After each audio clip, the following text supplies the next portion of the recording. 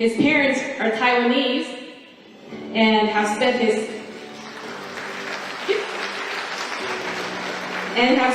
high school years in Taiwan, actually, and later graduated from MIT with a bachelor's degree in mathematics and computer science.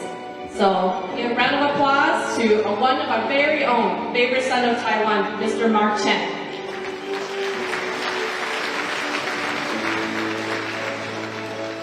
And our main speaker for the fireside chat, I'm sure, is no stranger to anyone here.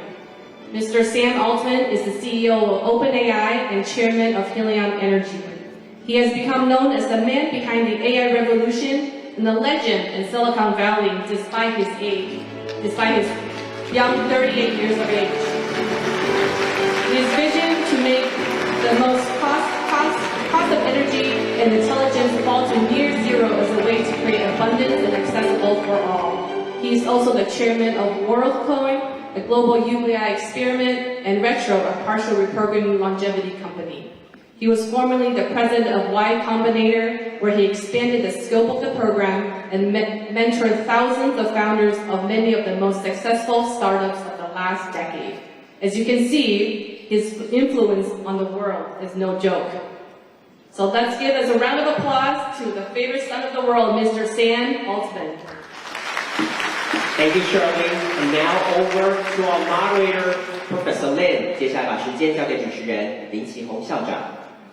Okay, Mark, and Sam, welcome to Taiwan. Thank you. I know that you swing by Taiwan and you can stay for less than a day. Thank you very much. Very happy. So the previous talk feels like back to the classroom again. Yeah, Andrew was my professor when I was an undergrad, so it does bring him back. Okay, great. So in the next 25 minutes, I think I will go through the topics that the audience, both in this room and online, will be very interested in, which is keys to succeed and your areas to implement and to apply, and ways to sustain and things to worry about. So maybe we should follow that order. Well, before I begin, you want to say a few words to the audience? Just say hello and how many times have you been in Taiwan? Sure. Hello. This is my third time to Taiwan, and I wish I had a longer one. This is a very short visit, but it's been a great day so far. I think the AI revolution is going to be a massively transformative and positively transformative thing. Humans, through every technological revolution, have always worried about what the jobs are going to be like and what we're all going to have to do. And it turns out that human desire for new things and creativity is pretty limitless. And so we're going to find wonderful things to do.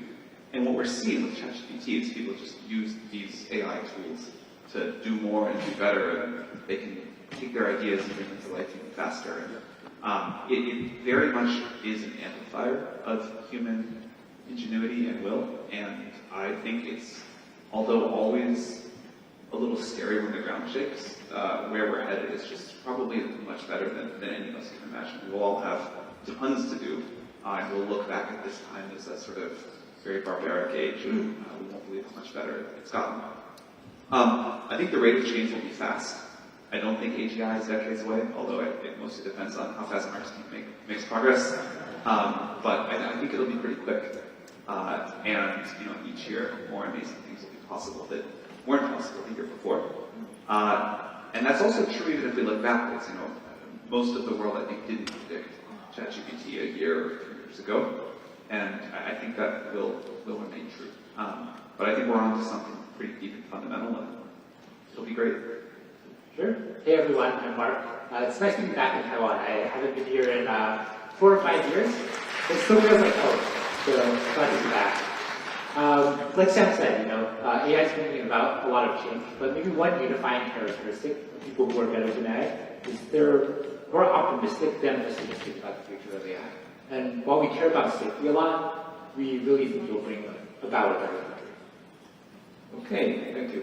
So first, keys to succeed, I'll let you just say whatever you want to say. But I realized that you just were in the process of a world trip. So what's your main takeaway from this trip, and what you expected? Is there any critical feedback that you want to share with us? Yeah, so Mark and I traveled together earlier this year in this crazy trip around the world, which was incredibly gratifying and tiring, but really amazing to see how throughout many countries, 6 continents, many cities, the enthusiasm about AI, the belief that the future is going to be much better, and more than that, what people were already doing today. GPT-4, ChatGPT, as it is today, when we look back at it, we're already embarrassed by it. Everybody's going to be embarrassed. When you got that first iPhone, you thought it was really cool, but now if you look back at it, those pixels are each this big and just didn't hold up that well. But it still pointed to something amazing, and now we have these supercomputers in our pockets. Even in that iPhone 1 era that we're in now, seeing the creativity of people around the world, the enthusiasm for where it's going to go, the businesses people are building, the way they're transforming their workflows, that was all amazing. It was interesting to see how different things are in different cultures in different ways, but the enthusiasm was pretty remarkable. Yeah, not too much to add to that. It's just we went from place to place, and developers were coming to us with a wide diversity of apps, and I think they're really far ahead of the curve from what we had expected. Yeah, that's good to know. So it seems that opportunities are everywhere, right? So based on whatever infrastructure and platform you have built, yeah. So that moves to my next question, which is the areas to apply, and also I think very importantly, if it is a platform like the electricity that Professor Ng mentioned about, specifically in what area that you think will be nourished in the next decades. And I know that OpenAI, you started with a NPO, but now you are a profit-making company, just a regular company. So what you point yourself, on these 2 roles, please? You want to do new areas and I'll do company? Sure, yeah. Which direction that we want to take OpenAI? Or kind of what areas are we most excited about for people to build on? Yeah. So, I have to plug the areas that I personally research. So I focus on multimodal and reasoning research. And I really think that these are the 2 most promising directions going forward. First with multimodal, right? We want our models to access what we see, what we hear, and to be able to generate novel content, that we couldn't generate ourselves. And I think this will really unlock a bunch of new interfaces for the model. And on reasoning, today the model still makes silly mistakes here and there, right?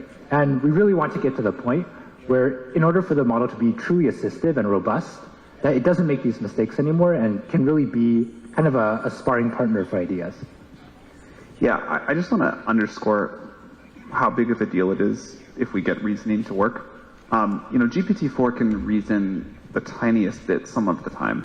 But it clearly is not doing what we do, even what a child can do. And GPT-4, although it can do a very good job mimicking what humans have done, doesn't feel like it's going to go invent new science.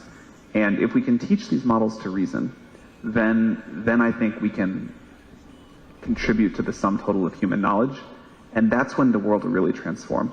If we can make more scientific progress in 1 year with these tools than we could in 100 without them, the quality of life will go up for all of us so much. Some areas that I'm particularly excited about are education, healthcare, personal productivity tools like what we see people do using these coding tools. That's been amazing. I think those will all be great. And then on the company structure side, so we started as a nonprofit. We knew that training these systems were going to be expensive, but we had no idea how expensive. And when it became clear to us that we were eventually going to have to spend hundreds of billions of dollars on building out infrastructure if we wanted to get to our goal, we knew that the nonprofit structure we started with wasn't quite going to work. But the reasons that we started with the nonprofit structure were still super important. We wanted to get the incentives right. We wanted a way to sort of return the benefits and the governance of this technology to society as a whole. wouldn't make sense for like one company to own electricity. If we were successful enough to invent AGI, it wouldn't make sense for one company, I think, to control that either. And so we came up with this idea of a capped profit. We have a nonprofit that governs us. We have a capped profit to still let capitalism do its magic for our investors and our team. But then beyond that, the nonprofit gets the excess. Yeah, okay. Now I move to my third question is what's the way to sustain? I know that the computation costs a lot, and so people have been worrying about the energy consumption. And I also read upon one of your wish list in what you want to do next is to reduce the cost of energy and intelligence to near zero. So, what's the way to, make such kind of AI and their future development sustainable, both from the energy perspective and from the population or people's perception view? Yeah. Fusion. And if that doesn't work, then solar. The energy needs as we look out are enormous. I think the cost of intelligence over time should trend towards the cost of energy. And there's going to be huge demand for intelligence, and thus huge demand for energy. And if we can create abundant, cheap, clean, safe energy, and again, I think we're going to have this very soon with fusion at massive scale, like the scale that you need for everybody on Earth to get to enjoy the fruits of AGI. That's our plan. Okay. Mark, you want to add something? He's the energy guy. I can't. I can't. Okay. All right. Good. And then, of course, the risk, things to worry. Okay. So, is there any real things that we should be worried about, or there's just none? I'll go first. You can add. Look, things are going to go wrong. Things go wrong with every new technology. One thing that we think is important is to make our mistakes, not just OpenAI, but society's collective mistakes, while the stakes are low. So we believe in deploying the technology iteratively. We put these tools out in the world. We see how people use them and abuse them in ways we didn't think about. And every time we put out a new system, we want it to get better and better. So GPT-3 had many flaws. GPT-4 has less flaws. GPT-N will have even less. And the way that systems get safer and the way that we collectively as society get to steer them is this iterative process of using them in the real world, seeing what breaks, fixing that, using them a little more, making them a little better, a little more powerful, and that'll keep going.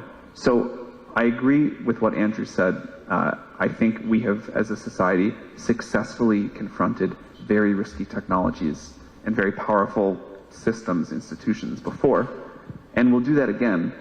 But it doesn't mean that things won't go wrong along the way. It doesn't mean there will be no disruption. Things will go wrong. There will be disruption. And that's part of why we think it's so important to give people in our institutions time to gradually adapt. And what some people in the field advocate for of basically build AGI in secret and then push the button one day, we think would be quite bad.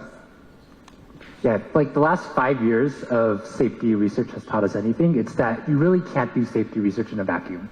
Right? The things that people were predicting that may be unsafe, some of those didn't turn out, right? And you really need this deployment process to have your AI be grounded in the world and then see how people use it. And I think this also underscores, why international cooperation is important here.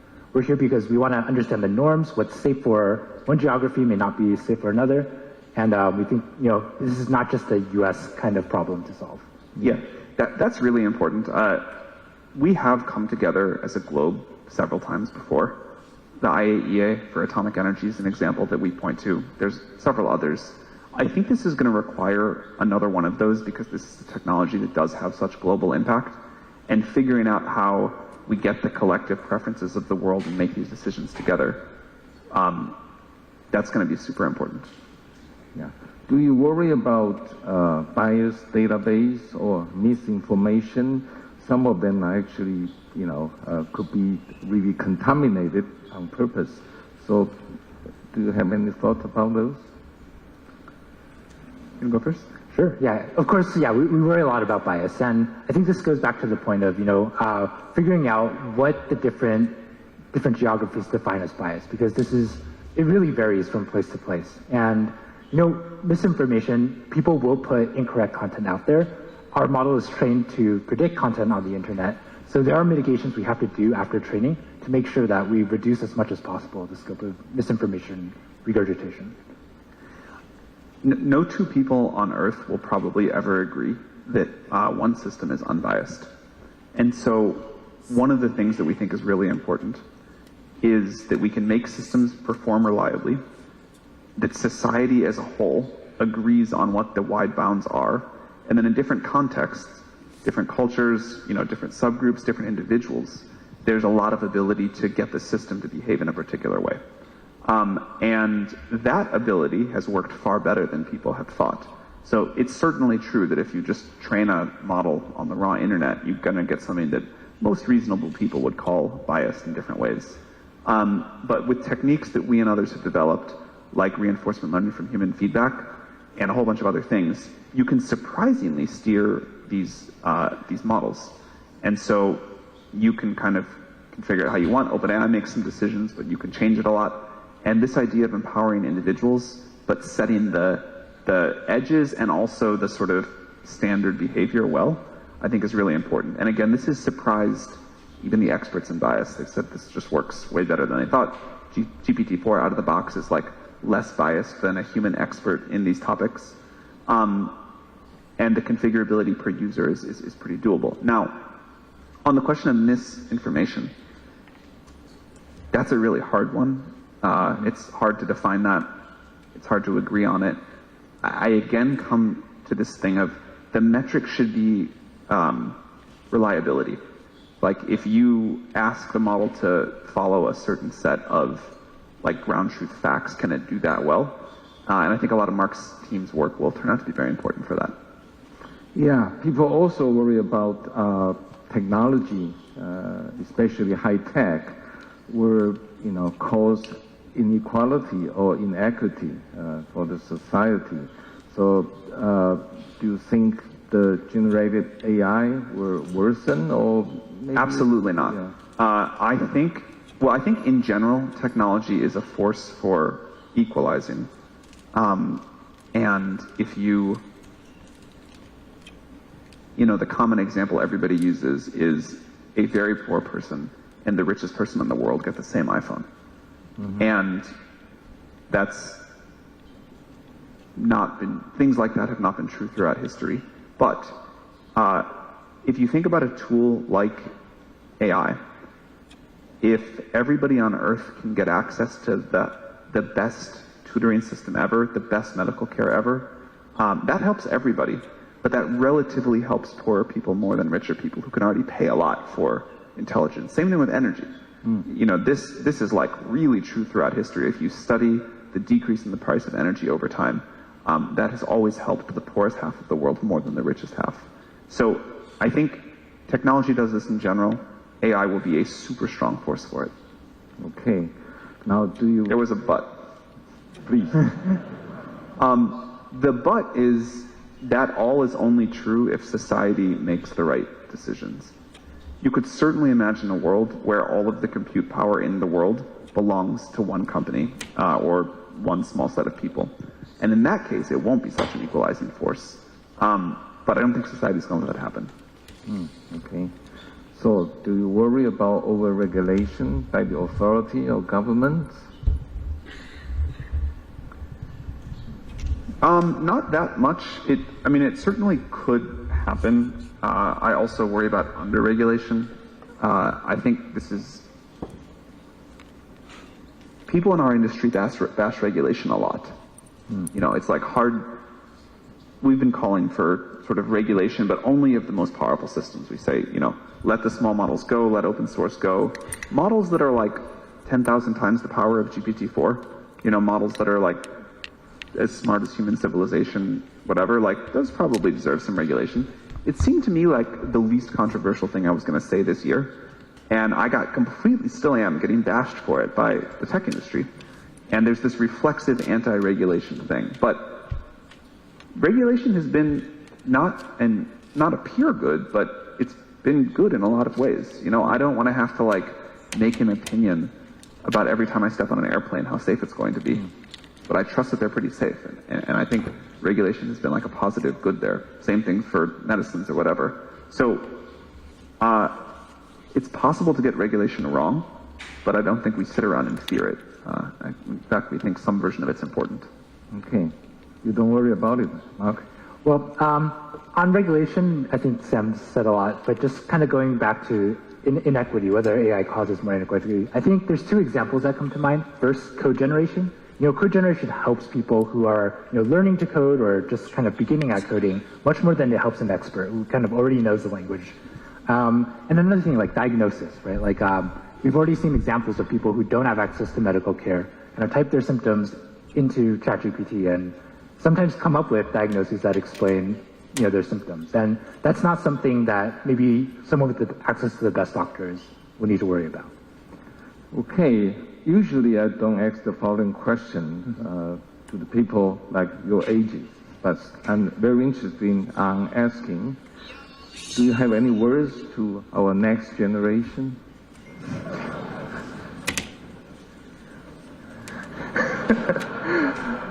Well, yeah, I think, you know, it's important to work really hard and have conviction, right? I think these are two of the qualities that have really made OpenAI succeed. And conviction is really important. Like, you're not going to build AGI if you don't believe that it's possible. And I think from the very beginning, we've believed that it was possible. And I think that was one of the biggest strengths. You know, everyone else in the industry was saying, you know, hey, scaling is not the right route here. You can't do it. And we just kind of had that conviction and that optimism. And of course, you do have to work hard. Yeah. I think there has not been a luckier generation than the generation coming of age right now, like probably in all of human history. The tools, the sort of like wide open field of possibilities, the chance to sort of do anything that in a way that was just not possible before. There's this fundamental new force in the world, and this is the like coming decade where the key elements the key directions will be set. And kind of along with what Mark was saying, the lesson that I wish I had learned earlier in my life, but I now deeply believe, is you can just do stuff. Like, you can just start a company trying to build AGI. A lot of people will tell you that's like a really dumb thing to do. They'll say it in even meaner ways than that, but you can still just do it. And this is like a very powerful thing to like deeply internalize. Okay, well, Mark, I think you want to elaborate a little bit more on that because you have experienced Taiwan's education system, Hsinchu 实验高中 graduate. So, you know, think back. So, what's a comparison between the education, elementary education you have received in Taiwan versus what you have received in the States? Yeah, that's an interesting question. I guess, I mean, I feel like I also had it very lucky because, you know, the American education system, it's a little bit more relaxed, right? It gives you kind of the room to explore your interests. But I was a pretty undisciplined kid coming into Taiwan. I think Taiwan really did teach me, like, hey, you really have to focus, you have to be disciplined. So I think I really got the best of both worlds here. Yeah, you are traditionally defined 坏学生, best students, right? Oh, sorry? Kind of thing. You are one of the 坏学生, best students. Yeah, by that regard. I have a story about Mark. Mark is one of like the most loved managers at OpenAI, which is a very rare. I mean, not all managers at OpenAI are loved. Mark also hadn't like done much research-based stuff before OpenAI. And when Mark took on managing the team, which also is probably the team of people that are the most difficult to manage in all of OpenAI, he was like, I'm going to learn to be a manager, and just started reading books and started talking to people. And it was just like, and like threw himself into this, like, I'm going to go learn a totally new thing and get really good at it, which almost no one does in their career beyond a certain point. Most people are just like, yeah, I'll figure it out as I go. Like, it can't be that hard, whatever. But the spirit of, like the discipline to really study something hard when it's a new thing in any phase in your life, even if it's a category very different than stuff you've done before, I think pays off hugely. Okay, we got about 90 seconds left. Any words you want to, share with the audience? On any topic? Any topic. Does someone want to yell one out and we'll respond? That's not going to work. Okay. Yes.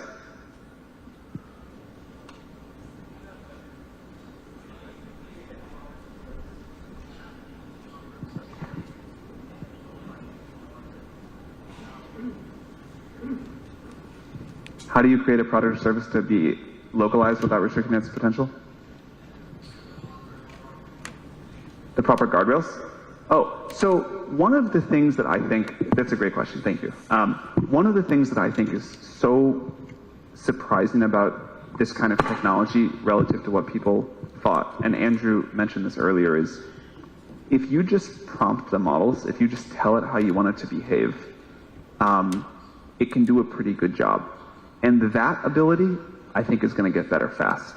So as we look to future versions of GPTs, the ability to control the models and get reliable behavior, to localize it, to have it follow what you want, you'll really just say in natural language, here's what I want you to do, and it'll do it. And speaking of equalizing forces, the fact that you get to just like tell the computer what you want in natural language, which everyone knows how to do, and it will do it, is this amazing new thing. So it works a little bit with GPT-4. It'll work much better with future models. But we're heading to this world where it's like the Star Trek computer. And you just say, this is what I want, and the thing happens. And for all questions like that, how do I get it to do this? How do I get it to do that? The question is, the answer is, you just tell it, and it'll do it. And I think that's going to be a very, to all of us, that's going to feel like a very new thing. Kids that are growing up now will expect it, but that'll be how we deal with computers. Yeah, I want to borrow your words to finish this sector, which is to potentiate the benefit and to mitigate the risk. Thank you both very much. Thank you. Thank you. Thank you very much to Professor Lin, to Sam, to Mark, for giving us this very thought-provoking discussion that was very inspiring. Thank you. 再次谢谢校长以及 Sam 以及 Mark 带来非常精彩的分享。And we do have a Q&A at the very end, okay? And before we do that, to introduce our second keynote speaker, please join me in welcoming Shirley back to the stage again. 接下来呢，我们再次有请郭晓玲执行长为我们介绍今天的第二位主讲人 Shirley. Last but definitely not the least is our next speaker, Dr. Jay Lee. Dr. Lee is a Clark Distinguished Professor and Director of the Industrial AI Center in the Mechanical Engineering Department of the University of Maryland, College Park. He is leading AI Data Foundry for advanced data-centric AI research for diversified industrial systems. Previously, he served as an Ohio Eminent Scholar, L.W. Scott Alter Chair, and University Distinguished Professor at the University of Cincinnati. He also served as Vice Chairman and Board Member of Foxconn Technology Group. In addition to receiving countless awards, he also published Industrial AI book in 2020. Smart Manufacturing Magazine named him a top visionary in 2016 and one of the most influential professors in 2020.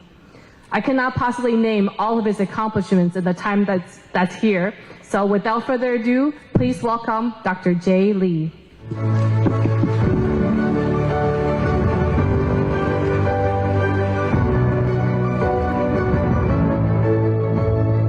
让我们欢迎工业大数据专家、马里兰大学讲座教授及工业人工智慧中心主任李杰博士。Next, we're going to have Dr. Jay Lee, Clark Distinguished Chair Professor and Director of Industrial AI Center, University of Maryland.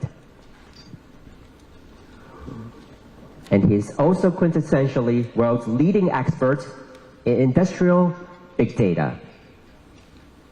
那这个李博士讲完之后呢，就是我们最后的 Q&A 时间哦。到时候都欢迎各位贵宾可以提问，我们也会再次的邀请今天的所有的讲者回到舞台上。And now over to Dr. Jay Lee. Please give him another big round of applause. Thank you. Yeah. Well, thanks Terry and the Yongling Foundation for inviting me to share with you some real examples that we have to do for industry, right? AI is always interesting, but you also need actual implementation, right? So today I will share with you what are our experiences and what are the gaps that we need to move forward, right? But especially look at the future trends of a data-centric economy. When systems are connected, the modern world, we have lots of data more than you and I needed. But how much data is useful and how much data is usable? Not all the data is usable, right? And second of all, do we have to use a $1 million investment for AI to solve $1 million problem?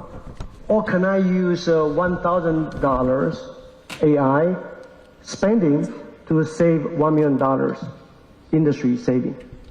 We call this a non-traditional asymmetric machine learning. We learn from the war, right? Asymmetric warfare. $3,000 drone can damage hundreds of $1 million ship. Why not AI? So let's look at the trend, right? AI started in 1955 during the natural language processing, so human voice data, image data.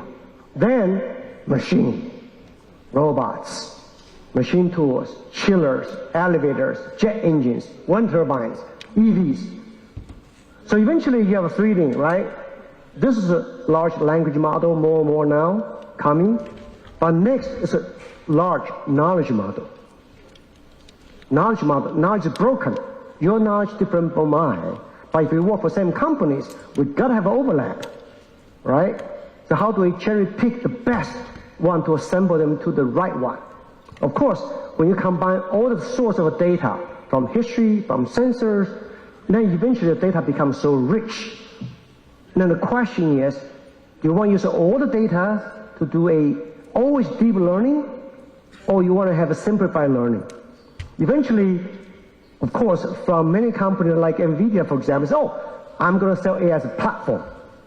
Maybe one day data center going to have a GPU, so everybody can do AI in the cloud space. But that's what the foundation platform is, right? If that's the case, the question will be, how about this? I got hundreds of thousands of jet engines flying in the air every day. I flew in 777-300, probably either GE 90 engine or Pratt Whitney 4000 engine, right? So eventually our GE last week said, oh, we're going to have a 90,000 engine flying and a 50,000 wind turbine. Wow.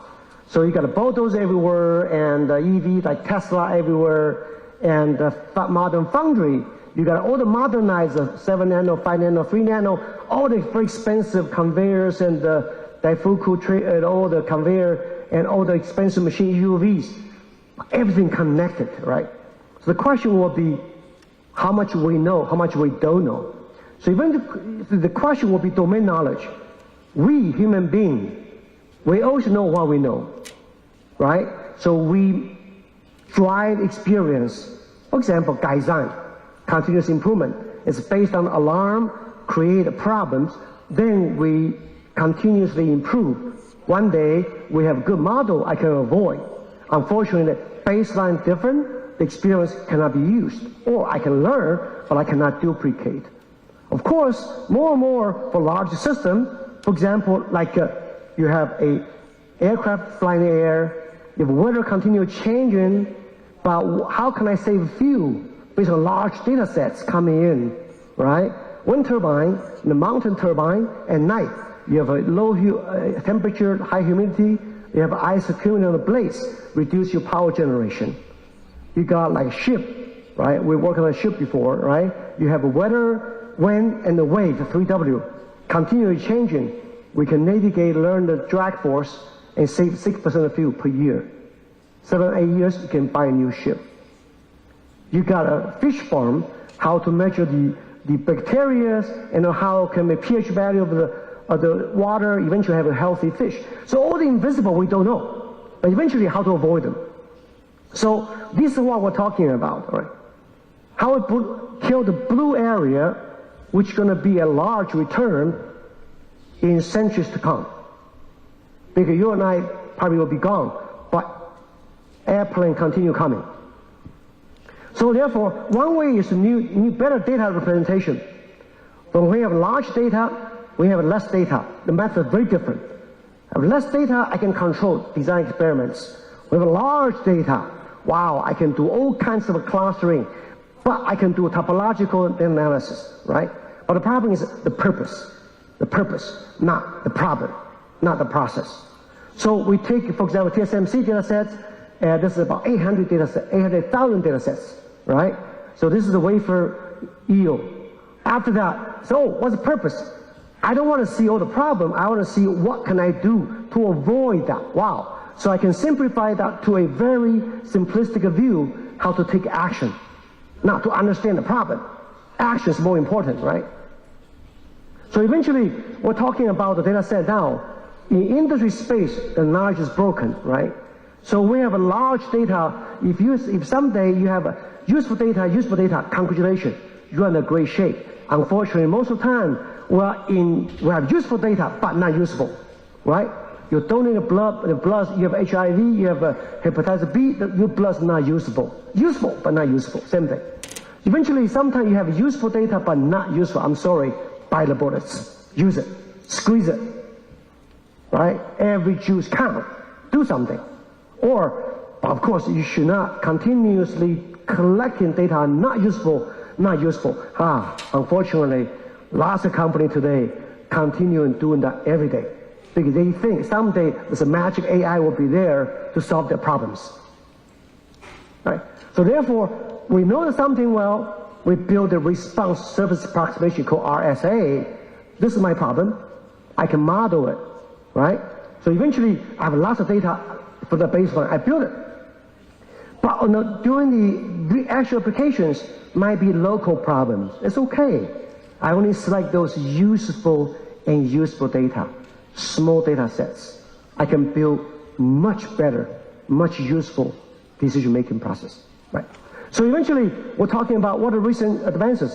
We normally learn from the last 20 years from old machine learning world, right? And now we're saying, well, we have a lot of non-traditional problem now. We have to start using asymmetric machine learning. So this is something we call intelligent metrology system. If we can take a data-centric system as a metrology system, today, if somebody asks you about metrology system, you think it has to be a laboratory, very protected environment, very precise machine, control temperature, everything perfect. No, I'm talking about metrology is a measurement system, powered by the hour. You measure jet engine flying now. You cannot take off engine, right? Wind turbine running in the field. How to measure relationship between the wind and the power generation. So you have lots of data coming in, sensor, but we got to create a large model from the broken source. Humans, digital twins, design, big data, simulations, right, models. Eventually, we give the human final tweak to make decisions, right? So machine learning, AI augmented metrology in the real world, real time. So eventually, one thing we're talking about is transfer learning.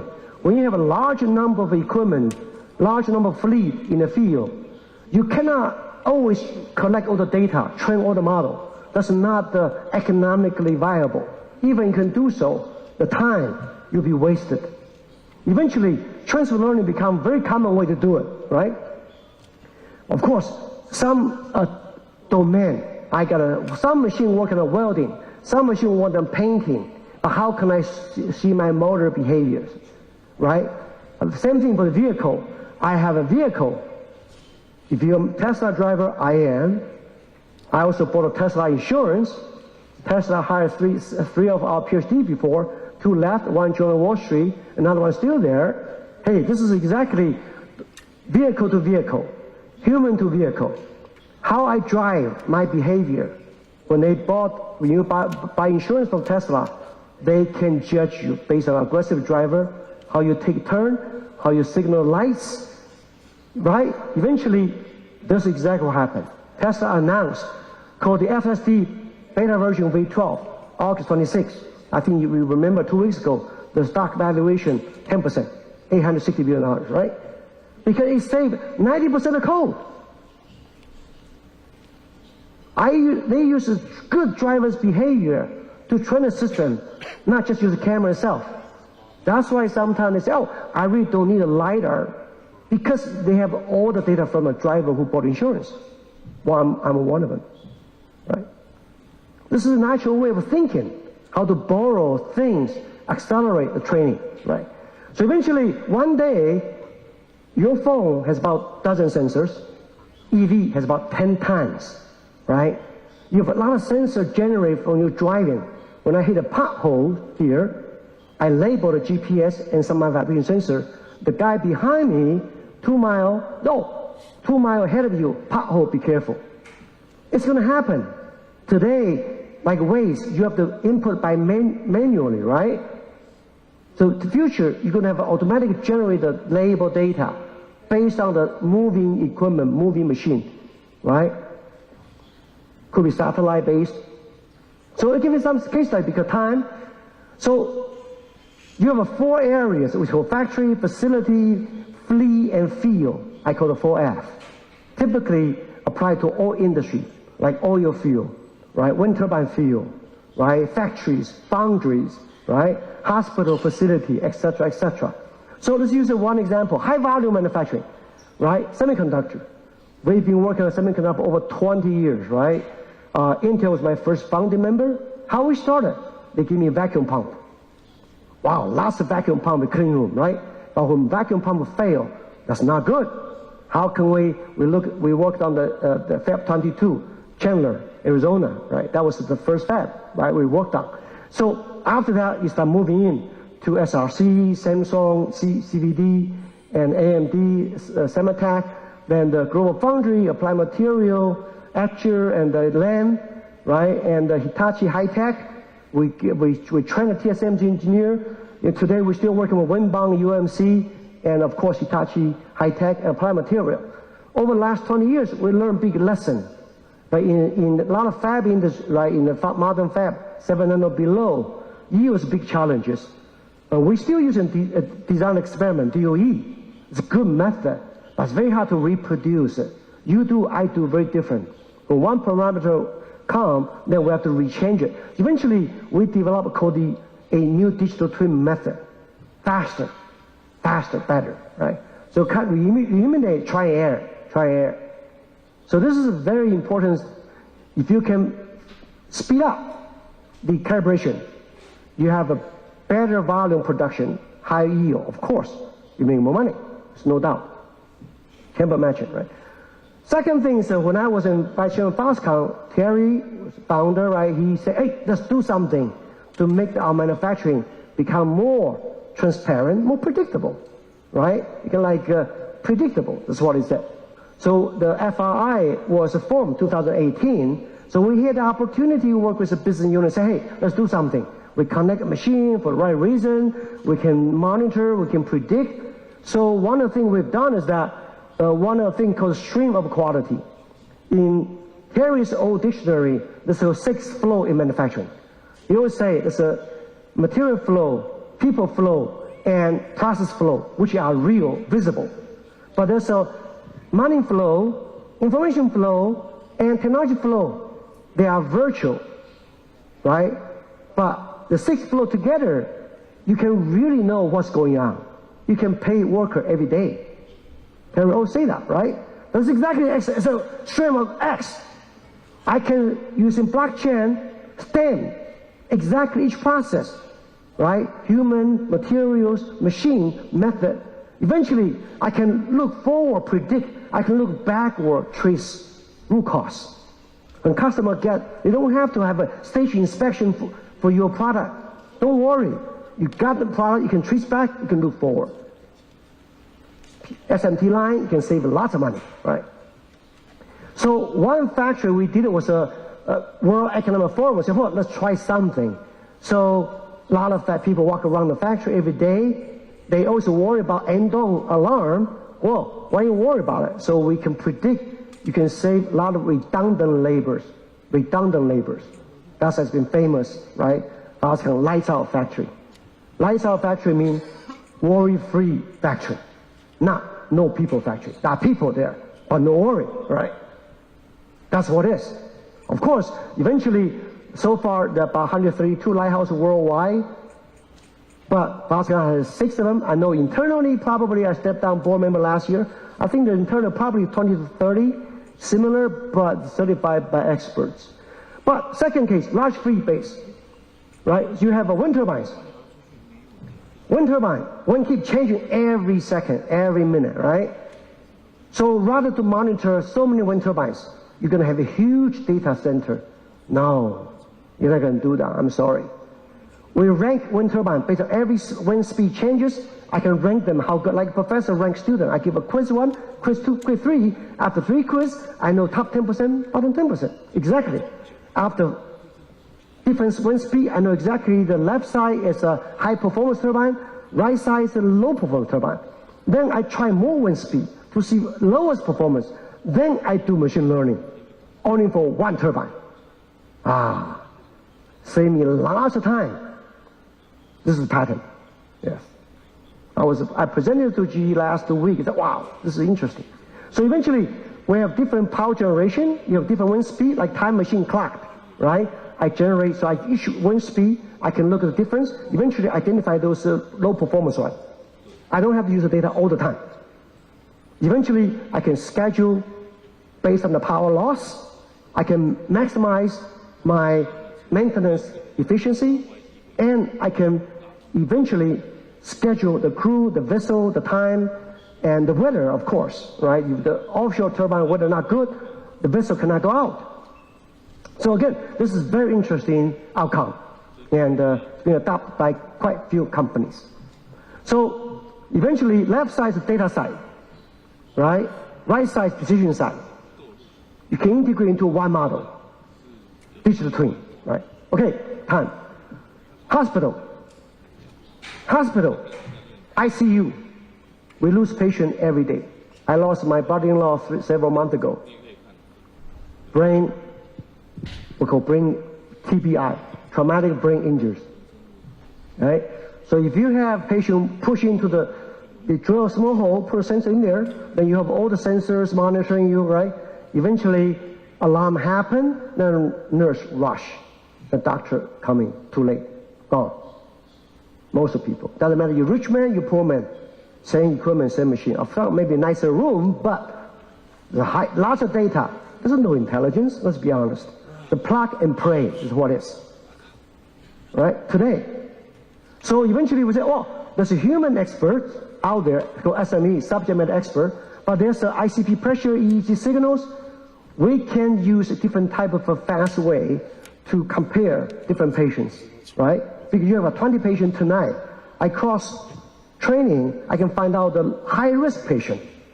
Yeah, the TBI, ICU. So doctor can look at the number, tweak. This is a overweight person. This is a different child, a kid. This is a different old people. So I can find those features that especially important for those patients, tweak them, right? Eventually make this become more customized from human side. Then I took a 43 ICU real patient data. We work with the Cincinnati Children's Hospital, which is number 2 in the country. First one's Boston, second one's Cincinnati, right? So you can look at 43 patients, some recover, most people moderate recover and severe disability. But if you look at those people passed away, some of them had a very strong survivability, but the family didn't know. They pulled the plug. That's what happened. Eventually, took 3 years. Doctors say, don't publish. 3 years later, say, you know what? This is very useful suggestion, not decision. Decision still doctor and the family. So this is interesting. 2 weeks ago, I went to Japan. Japan is Fluid boosters, ignition, and liftoff. So after launch, then they destroy it, right? Because of certain failure. So eventually, the reason I know.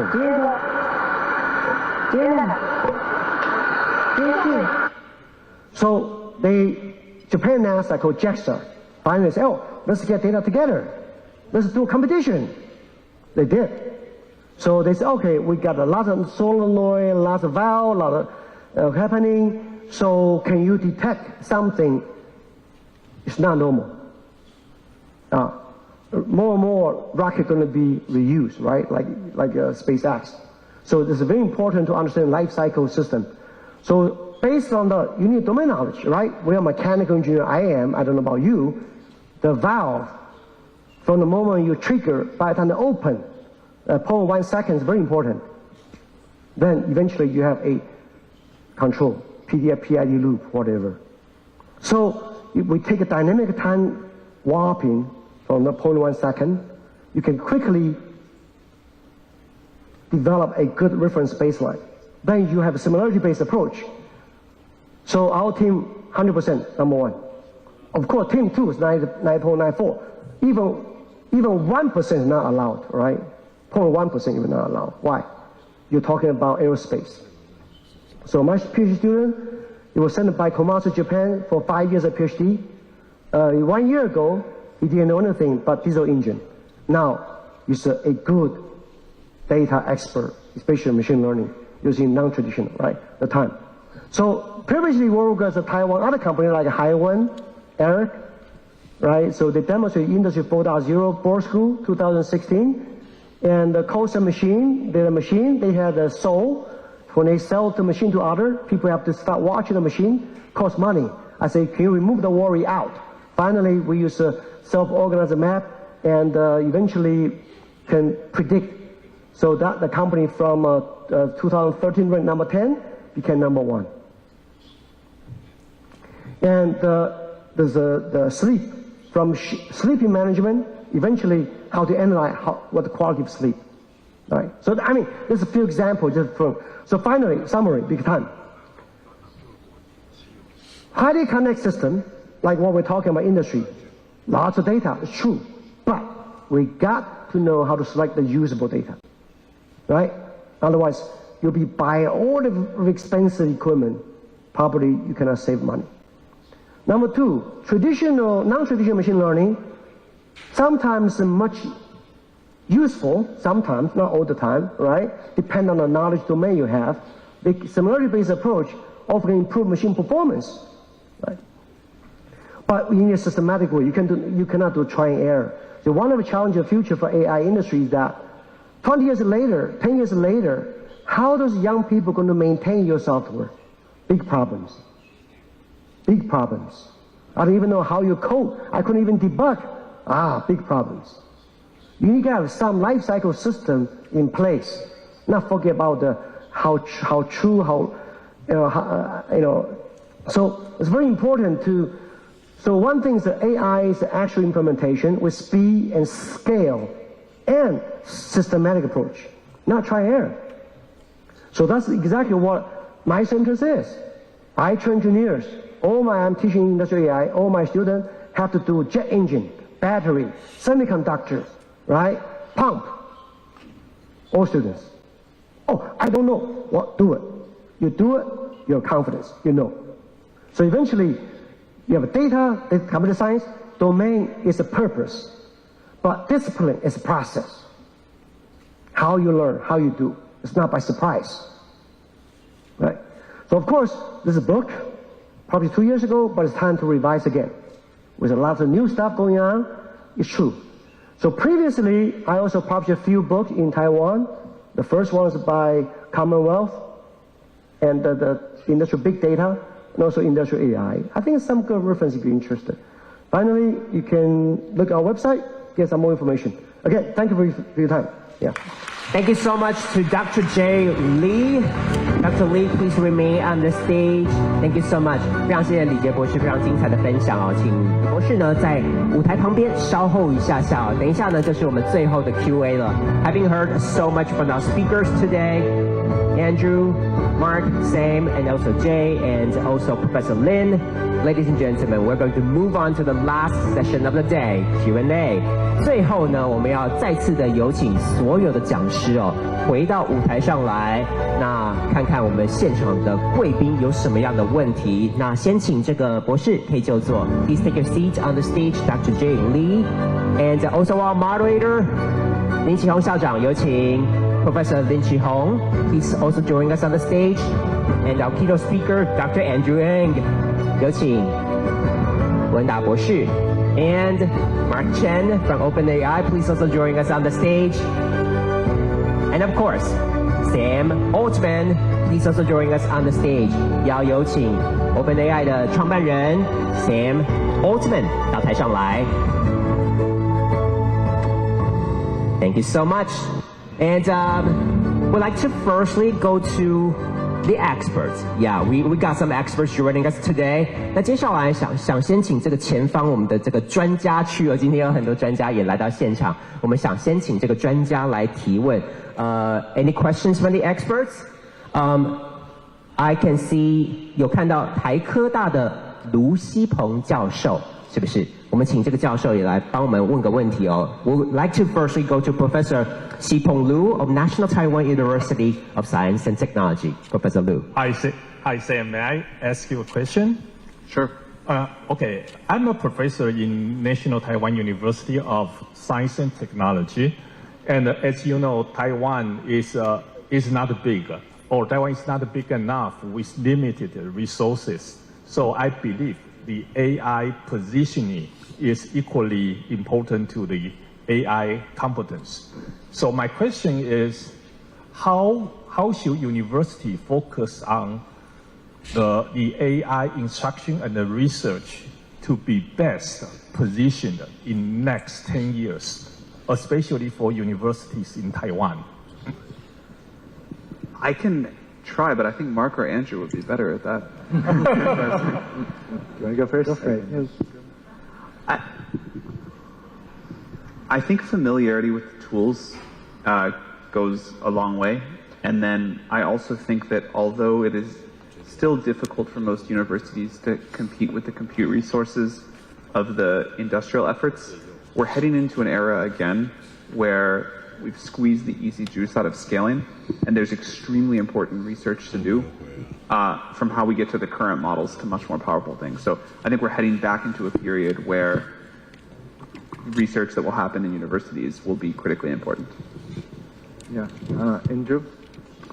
Sure. Actually, I want to share something about one change that I'd love to see in the education system, not just universities, but also K through 12, which is I think everyone should learn to code. And I did not feel this way 2 years ago. But I think today, one thing that's changed about society is everyone has data. Big companies have data, small companies have data. Even a high school student running a biology experiment has data. And with generative AI and prompting, what Sam said about just tell a computer what you want, and then, maybe someday, not yet there today, but someday it'll just happen. But so the value to AI has gone up for individuals because everyone has data, and the barrier to getting it to work is lower than ever. So in my mind, just in the last year, I think it flipped, and I now believe that everyone, all K-12 students, I think it's worth getting everyone to learn to code just a little bit. A lot of programming classes send you down either the game development track or the web development track. The programming is like build a game, but almost no one needs to build a video game. I mean, some people should, but not everyone. But I think almost everyone should in the future be empowered to use AI. So that's one change I'd love to see in education. Yeah, I want to expand on Sam's answer a little bit. So I think there's two lessons from scaling laws. One is the lesson that we took, which is you want to continue to push on scale. But I think the other lesson is that experiments at small scale have big implications for what happens at large scale. And I don't think enough kind of academic institutions have embraced this. Like there's so much work you can do at small scale because scaling laws tell us how to predict what happens on large scale. We have another. Yeah. Well, to us, right, there are several levels of, we're engineering, we're in computer science, right? We teach AI. Principle, you can take many courses from other departments. Practice-based. So we use real data from industry. Open source, yes. For data challenge, yes.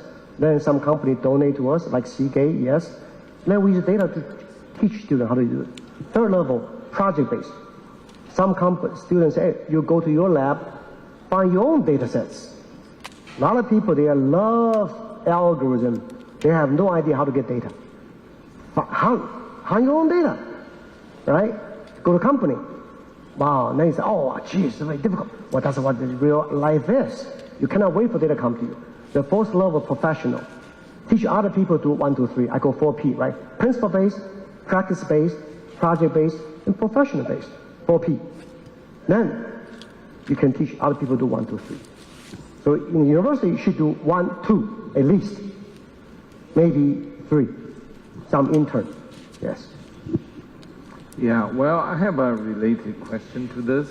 AI is like a huge magnet in the campus. We suck in all the young talent, like this guy here. So I just wonder, from your perspective, because the science and technology have to kind of advance in coordination. So, you know, do you have any comments on this? I think it should be a huge magnet. I think, you know, the smartest, most ambitious young people are always pulled to the frontier. This is the frontier right now. There have been other frontiers in the past. There'll be other frontiers in the future. But I think it makes total sense that this is the magnet. And I think that's great. Because it's by concentrating all the talent when a new frontier opens that we figure out how to make all the progress. Yeah, so just follow your intuition. Don't fight it. Yeah, it's good. Yeah, okay. Mark? Yeah, not much to add to that. Much better AI magnet than finance or trading. Yeah. I can also extend that into the population literacy. I come from a healthcare background, so I know health literacy is very important if you really want to, you know, deliver good health or achieve good goals on this. Now, what about AI literacy? Do you think, you know, the population awareness, you know, what's your comment on this? I mean, there's like 12-year-olds that can use ChatGPT more effectively than most adults. It's amazing. Mm-hmm. Like, this is a technology that I think is so intuitive to use that people who grow up with it will come up to speed extremely quickly, and people who didn't grow up with it but use it for the first time with just a little bit of effort can still figure it out quickly. Developing the core models, that still is going to take a lot of expertise and, you know, like a lifetime of focus, but using the tools. And I think this is the trend of technology. Computing gets easier and more intuitive over time. If you think back about like when we had to program computers with punch cards, that's pretty bad. Command line, not much better. The like first GUI, pretty good. Touch phone, like even better. But a model, like a computer you can just talk to, a language interface, even better. And so I think it's just gonna like spread super fast. Yeah. Jay, do you have comments on this? Well, I think the model itself, right, always continuously improve. But I think we need to also learn how to integrate as a broken domain knowledge to enhance the model. Okay. Andrew? No, actually, I think I read some stats about what percentage of Americans have tried ChatGPT? A lot. I don't know the number. But so I was wondering, I felt like a lot. I was wondering, how come there's still people that haven't tried it yet? Like, let's get them all to try out the large language models. If any of you haven't done so yet, tried out the large language models, I would just jump and try it. I think I can promise on behalf of OpenAI probably that you won't break OpenAI software no matter what you type into it. So just try it and get familiar with it. Is that okay to promise that? It's probably fine, yeah. Okay. And if you do break it, we want to hear about it. Yeah. So Mark, in your family members, have you done a survey that what's the proportion of them know about ChatGPT and actually use them? Oh yeah, they're definitely early adopters. Yeah, we have partner programs within the company where friends and family they try out our models first, and yeah, they're very happy users. Okay, all right. So maybe we should move to the next one. Your microphone is now. Yeah. Unmute it. Yeah. Okay. I'm sorry about that. I see our very own Michael Gong, Chief Information Officer of Honghai Group. So maybe Michael, you also have a question. 那接下来我们想要请我们鸿海的资讯长洪培元执行长也帮我们提一个问题。Yeah, I think the question is to all the masters. As you all talk about the generative AI, it's so pervasive. into daily business life. What are the most significant ways of hardware and the compute will shape the future of large language models and their capabilities? And also, what do you anticipate hardware lips will be in the next 5 to 10 years for large language models? Maybe Mark, I'll save you to the last, okay? Start from the youngest. Oh, I really think Sam's the right person to answer this. About hardware? Yeah.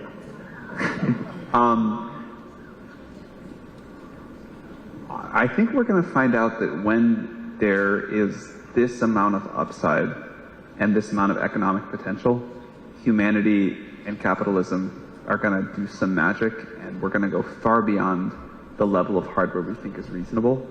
Now, I've noticed there's sort of like two types of people in the world. When you tell people, you know, we can double the amount of compute power and make the model like a little bit smarter. It's like logarithmic scaling, but we're sure we can do it. There's people who say, that's amazing, like that's the best news I've ever heard. And then there's people who say, that's the worst news I've ever heard, like logarithmic scaling is awful. We're in the camp of it's the best news we've ever heard. So it is going to get tremendously expensive to keep doing this, but the value that we think will be created will more than justify it. And it'll be all of the things coming together. You know, each individual chip will get faster. We'll figure out how to network more of them together. We will be willing to like spend more to buy like many such clusters. And all of that will just be this relentless progress in terms of the total amount of compute in the world going to AI systems. In fact, I think if you think out decades into the future, there will be far more AI compute than sort of biological compute. And it doesn't face the same constraints, and we'll just keep going. Yeah, your comments on, I agree with what Sam said for the long term. Maybe comments a little bit on the short term, since I think this directly affects parts of the Taiwanese economy as well. So what I'm seeing is that over the last few years, there's been massive capital investments on GPUs for training large language models. And this is well and good, because I think we're in a research expansionary phase where many teams are coming with better ways to develop these models. So massive investments in the most powerful GPUs, you know, the A100s, H100s, AMD's MI250, MI300, which by the way are actually getting pretty good. So keep an eye on AMD as well. And then I think that for these capital investments to pay off, which I'm confident they will, we have to be doing more work on inference as well. So I see, you know, workload changing. Having said that, the amount we keep on pouring into training just keeps on growing, and that's why we spend so much investments on training, because this field just keeps on getting bigger and bigger. So I think that'll be an exciting shift. As just now Mark mentioned scaling laws. So my old team at Baidu had done some early work on scaling laws. OpenAI did fantastic research on scaling laws. There's this phenomenon that's, you know, really robust, that if you just make the down computers bigger and throw more data at it, it just gets better and better. And I don't think we've yet exhausted that recipe for making AI systems. And I remember 6-7 years ago, some folks in NVIDIA were asking me, hey Andrew, you know, if we keep making GPUs faster, will people use them? I said, don't worry about it, just keep making them faster. We'll use all the compute. And I still feel that way today. If anyone has a way to just get us more compute, we will find a way to use them up. Okay, Jay? Yeah, I mean, certainly we can see the ChatGPT generative AI is a platform that will evolve over time. We also see vertical, right? Many verticals, like many, if you're talking about hospital verticals, field management verticals, even the mobility verticals, you are going to have lots of personal assistants in all kinds, right? Some are image-oriented, some are data-rich environment, some even from sensors. Eventually will be multi-integrated, called the personal system level. I think that's going to happen. It's happening already. Yeah, it will more. Yeah. Okay, so now we have a question from a small entrepreneur. Yeah, I think we have one question from Appier. We got Zhi Han You, the founder of Appier, here with us today. 佩欣的创办人，由志汉创办人。Thank you all for a very inspiring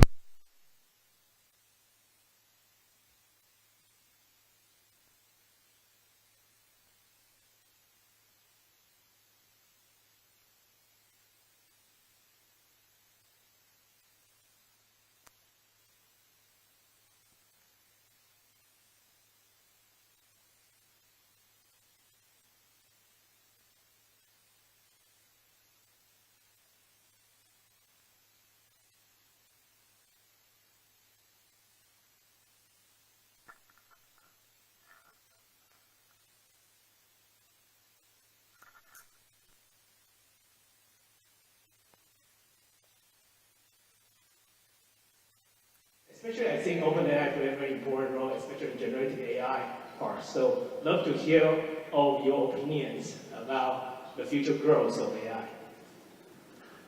Let me share one thing that's annoyingly slow. I wish this is a bottleneck, and this is why when supervised learning started to work 10 years ago, it took us decades. It took us 1 decade, and we're still not yet done finding all the ways to apply it. Now that generative AI, thanks to Sam and others, are working really well, it will take annoyingly long to figure out all the things to which we can apply it. It's one recipe that AI Fund has found. We like to find subject matter experts that deeply understand the domain to come to us with a concrete idea. So for example, the shipping example, that was when Ziyi came and they said, hey Andrew, you should apply AI to predict shipping fields and optimize shipping logistics.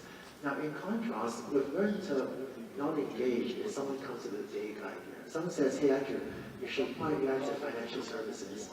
I'm not an expert in financial services, so I don't know what to do with that. So I think part of the process that will take us many years, much longer than I wish, I think it'll be this process of subject matter experts in all sorts of industries, learning a little bit about AI, and then developing those ideas, and then finding an AI build team, like IT technology, to work together to build them. There's one silver lining, which is because of the widespread attention on AI, I find that I do run into subject matter experts that know an industry and have thought deeply about it for months or even 1 or 2 years, that sometimes already have a concrete idea, but they just never had a build partner to work with them. And when the AI team and they get together and we hear that idea, sometimes we can make progress really very rapidly. But because AI has to go into so many industries and so many applications yet, it's going to take us a long time to figure out and build those use cases. So that's, I think, an exciting decade ahead of us. Yeah. Comments on this subject? Well, Andrew was saying it's important that customer or industry people come to you, right, to provide those opportunities. But we often see those cut across common issues. And that's why we work industry in a typical way. One is common issues, and none of us are vertical, specific issues. I think those common issues allow you to develop some areas nobody had done before, right? For example, we're trying different type of domain adaptation for high-speed application, for example. But of course, when specific issues say, I'm working on aerospace, that's a very specific one. That's different. So I think both sides give us a good rethinking process, right? How to select, even optimize. Sometimes we develop competing algorithms, not only the best one, several good ones. They may work on different conditions. Not only one, several competing we call. Yes. So I mean, it's interactive interaction with industry is very important, to improve the AI development. Okay. Sam, you agree upon what your advisors just said?